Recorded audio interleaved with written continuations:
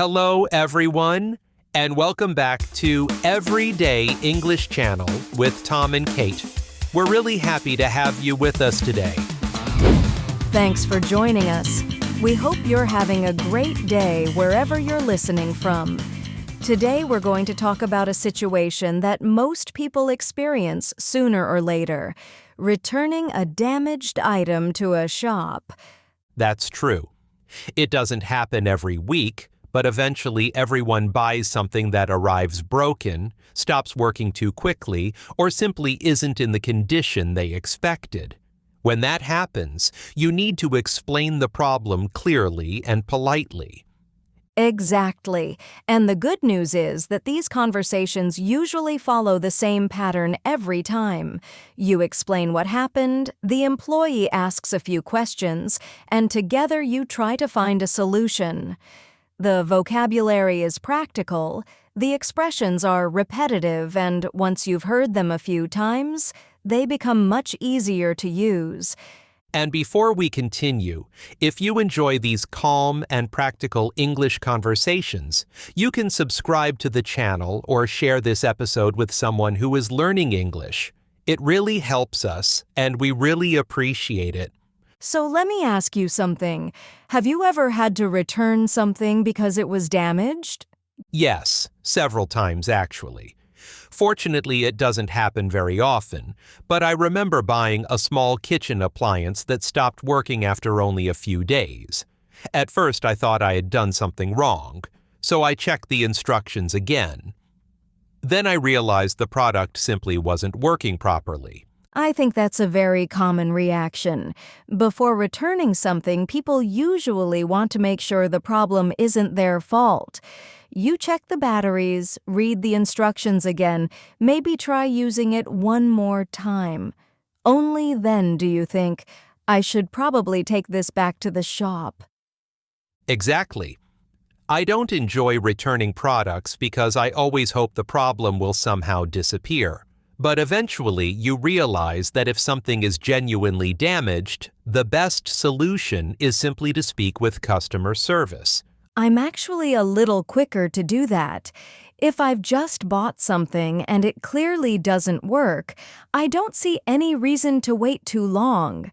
Most shops are happy to help if you explain the situation calmly and politely.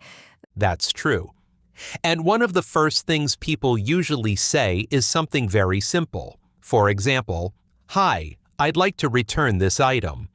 That's probably one of the most useful sentences to remember because it immediately explains why you're there. Yes, and sometimes people are even more specific. They might say, "I'd like to return this because it's damaged," or "It doesn't seem to be working properly." Those are very natural expressions that employees hear every day. Another thing that often happens is that the employee asks what the problem is. They might say, "What's wrong with it?" or "Could you tell me what happened?" Those questions sound very direct, but they're completely normal. They're simply trying to understand the situation before deciding what to do. Yes, and I think many learners worry about needing technical vocabulary. But honestly, most people just describe the problem using everyday English. They say things like, "The screen doesn't turn on," "The handle is broken," or "It stopped working yesterday." Simple descriptions are usually enough. Another thing people often bring with them is the receipt. In fact, one of the first questions an employee might ask is, "Do you have the receipt?" That's another sentence you'll hear all the time in shops. Yes, and if you still have it, everything usually becomes much easier. You simply hand it over and the employee checks the purchase.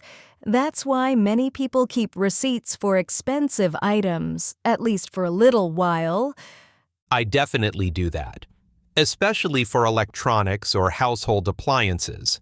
I usually put the receipt somewhere safe because I know I might need it if there's a problem later. That sounds exactly like you. Meanwhile, I'm the person who spends 5 minutes searching through pockets, bags, and drawers trying to remember where I put the receipt. Sometimes I find it immediately. Other times it's a much longer adventure. I think a lot of people will recognize that situation.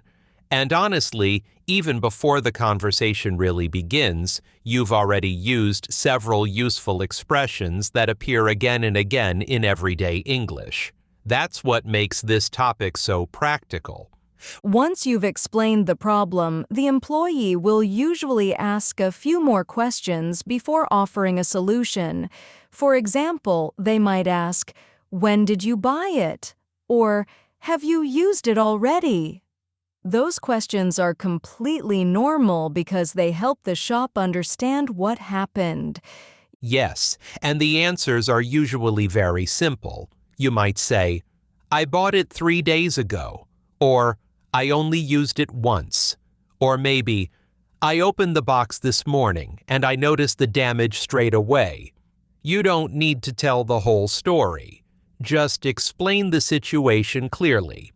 Another thing that happens quite often is that the employee wants to inspect the item. They'll take a look, check whether something is broken, and sometimes even test it in front of you. Personally, I actually like that because everyone can see the problem together. It avoids misunderstandings and makes the conversation feel much more straightforward. I agree. And sometimes the problem is immediately obvious. Maybe the screen is cracked, a button is missing, or one of the pieces is broken. In those situations, there's usually nothing to argue about because the damage is clearly visible. That's true, but there are also situations where the problem isn't visible at all. For example, maybe the item turns off after a few minutes, makes a strange noise, or simply doesn't work the way it's supposed to. Then you often need to explain the problem instead of showing it. Yes, and that's where simple everyday English becomes really useful. You might say, "It keeps turning off," or "It doesn't charge properly," or "The sound isn't working." Those are all natural expressions that customer service employees hear every day. Another thing people often ask is whether they can exchange the item instead of getting their money back.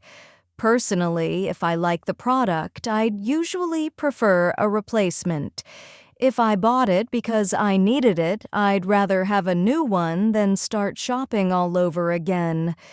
I'm exactly the same. If it's simply a faulty product, I don't automatically assume the whole product line is bad. Sometimes you were just unlucky. So if the shop says, "We can replace it with a new one," I'm usually happy with that solution. Another common expression you'll hear is, "Would you like a refund or an exchange?" I think those are two words every learner should know. A refund means you get your money back. An exchange means you receive another item instead. Yes, and people often answer very simply, "I'd prefer a refund, please," or "I'd like to exchange it if possible." Those are polite, natural responses that work in almost every shop. Another thing I've noticed is that employees often apologize, even if the problem wasn't really their fault. They'll say something like, "I'm sorry about that," or "I apologize for the inconvenience." I think that's one of the things that surprises many learners. They're not admitting responsibility personally, they're simply trying to be polite and helpful. That's very true. And customers usually respond politely as well. Instead of becoming angry immediately, most people simply explain the situation calmly. Something like, "I understand these things happen. I'd just like to find a solution." I think that approach usually leads to a much better conversation. I completely agree. Another thing that sometimes happens is that the employee needs to ask a manager or check the store's return policy. In those situations, they might say, "Could you wait here for a moment?" or "I'll just check with my manager." Those are very common expressions, and they usually only mean the employee wants to make sure they're following the correct procedure. Yes, and waiting a few minutes is completely normal. Most customers understand that some decisions take a little time, especially for expensive products. As long as the employee explains what's happening, people are usually quite patient. Exactly. And when you think about it, these conversations aren't really about complaining. They're about solving a problem together. Both people usually have the same goal, finding a fair solution as quickly and as smoothly as possible. Another situation that happens quite often is returning something that was bought online instead of in a physical shop. I think the conversation changes a little because instead of walking into a store, you're usually speaking to someone by phone, using an online chat, or sending an email. Even then, the English stays surprisingly simple. Yes, and one of the first things customer service usually asks for is your order number. You might hear, "Could you give me your order number, please?" Or, "Do you have your confirmation email?" Those questions help them find your purchase quickly before discussing the problem itself. That's true. And after they've found the order, they often ask you to describe what's wrong. Personally, I think it's always easier to explain the problem step by step. For example, the package arrived yesterday.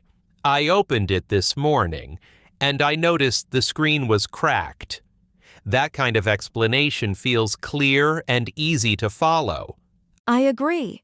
I think people sometimes try to explain everything at once, and the conversation becomes confusing.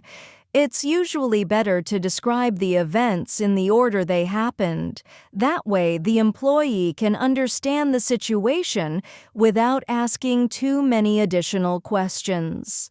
Another thing that happens quite often is being asked to send photos. The employee might say, "Could you send us a picture of the damage?" Or, "Would you mind attaching a few photos?" That's become very common because it allows customer service to understand the problem immediately. Yes, and nowadays it's very easy. You take 2 or 3 pictures, upload them, and usually receive an answer quite quickly. In many cases, you don't even need to explain very much because the photos already show what happened. Another common part of the conversation is discussing how the item should be returned. Sometimes the company sends a return label. Other times, they ask you to take the package to a collection point or a post office. Those instructions are usually explained very clearly. That's true.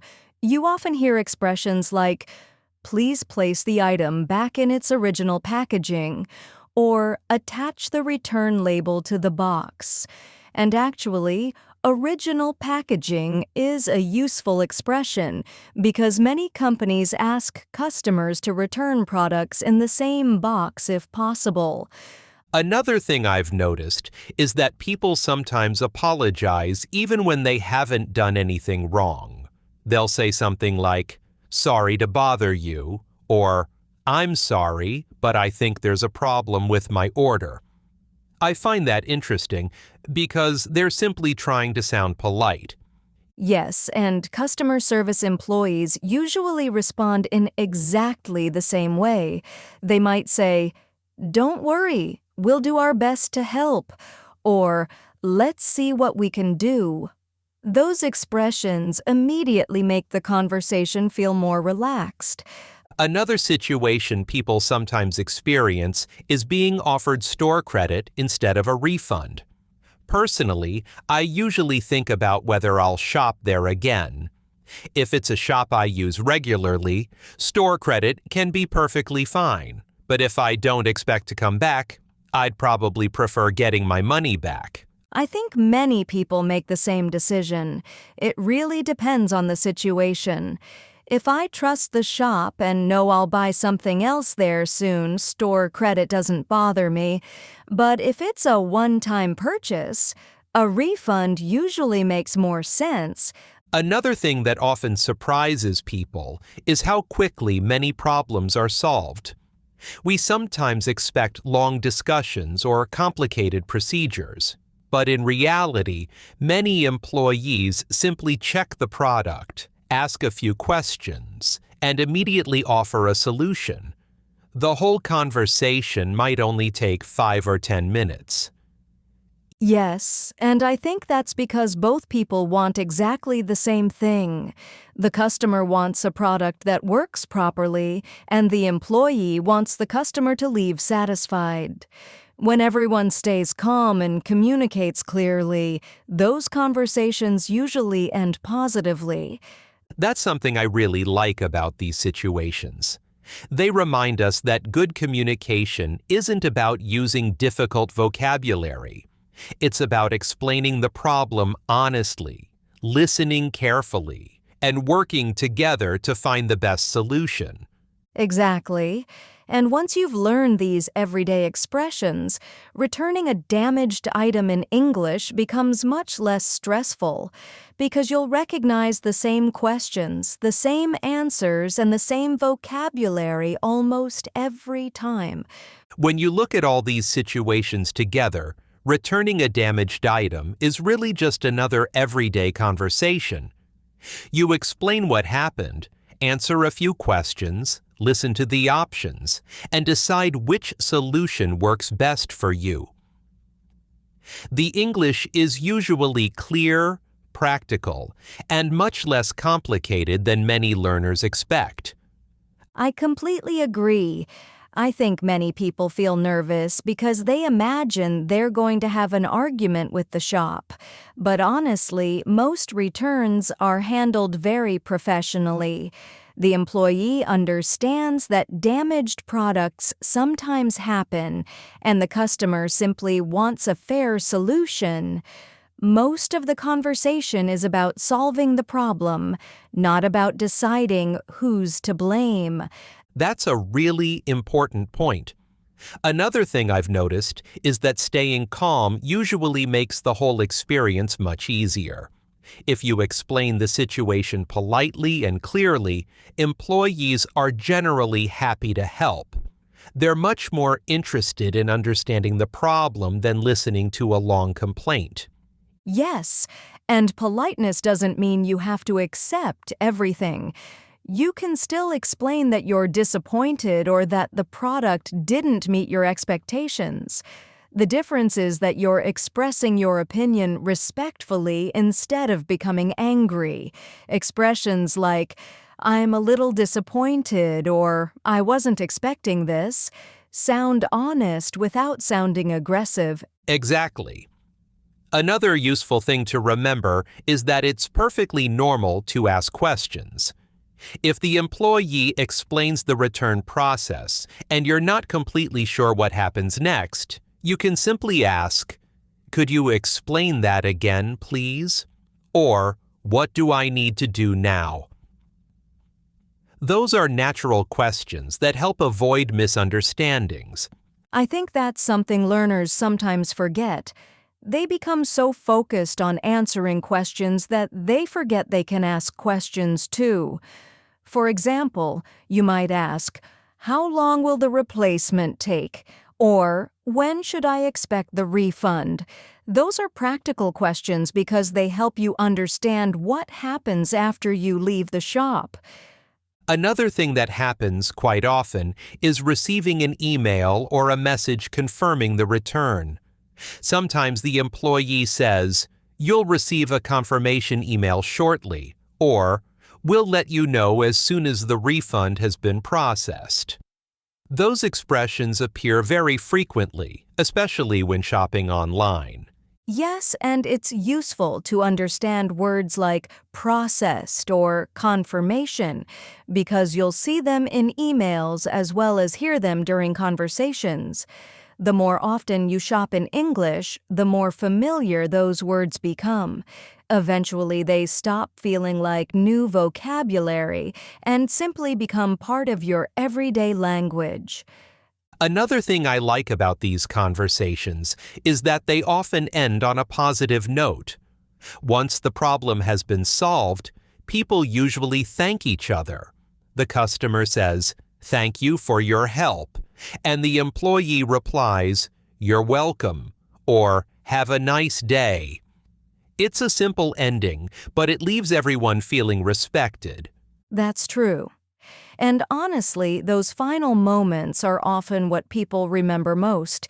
Even if the product was damaged, a friendly and professional conversation can completely change the overall experience.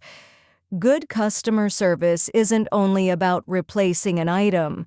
It's also about making people feel that their problem was taken seriously.